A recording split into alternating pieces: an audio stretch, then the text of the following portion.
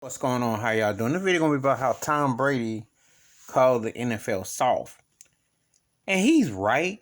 However, he benefited from it. He's the greatest quarterback ever, and you could say he's one of the greatest NFL players ever. He might be the GOAT all the way around. I wouldn't have a problem with saying he's the GOAT NFL player for the simple fact. Look at his dominance. His numbers are staggering. He's gonna have all the records. Ain't nobody seeing him, and he's really in his own island. He's in rare company. He's with the best of the best in of the sports. Period. Quarterbacking is the hardest thing that you can do. Period. Because you're responsible for everything, and you might be only in one position, but you got to be responsible. But anyway, let me get back to the point. He benefited from the softness of it because you can't even put your hands on him. I remember seeing Terry Bradshaw and other quarterbacks getting body slammed, getting their parts thrown in pieces. You can't do that at a quarterback no more. Quarterbacks now. He mentioned about athletic quarterbacks, and he brought up a great point. Michael Vick was the most athletically gifted quarterback I ever seen. It just the parts never came together. Watch it out. That's why athleticism is a bit overrated, because if you don't have the parts around you and you don't fundamentally get it together, it's like having the baddest car with the baddest system, and you don't know how to keep the car going forward. You find a way to always end up going to the repair shop. You just can't keep that car straight. It's a wreck, and it ends up parts just come apart. So he brings up the mobility of quarterbacks. Well, there've been mobile quarterbacks before. It's just that in this day and time, the way things are more prorated, the way guys are going, it's how you channeling the game. But Russell Wilson won the Super Bowl being a mobile quarterback, and you can be successful. Big Ben in Pittsburgh won a couple. He's mobile enough. He gets around enough. Has a certain agility. Aaron Rodgers. You see certain quarterbacks that stand still.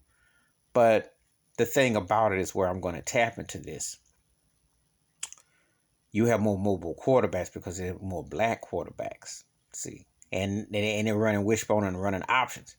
That was not happening 30, 40 years ago. Randall Cunningham was on an island of himself pretty much. Because I remember Warren Moon and Doug Williams. You had Vince Evans in Chicago. I can go back and tell you. But it's a whole nother topic.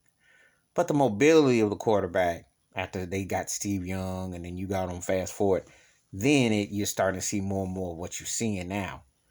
But Kyler Murray, and then you got Justin Fields, and in between, you've seen different quarterbacks who've had Aaron McNair, and I've seen different ones moving, But anyway, he benefited from it because obviously the defense is pretty much defenseless. You got to almost be like a ballet dancer. You got to be like on cue. You got to know when to stop, not when to hit. So they definitely protect, And the game is softer now compared to the hits we saw back in the day. There's things that you can't do that you could do 15, 20 years ago. You could body slam. You could actually WWE somebody. Back in the day, you could you could just pretty much do what you can't do that no more. Horse collar, grab someone by their dress, all that. So quarterbacks are more protected. So he brings up a good point. All sports has gotten soft, just like entertainment has gotten soft. It all depends because what you remember is standards.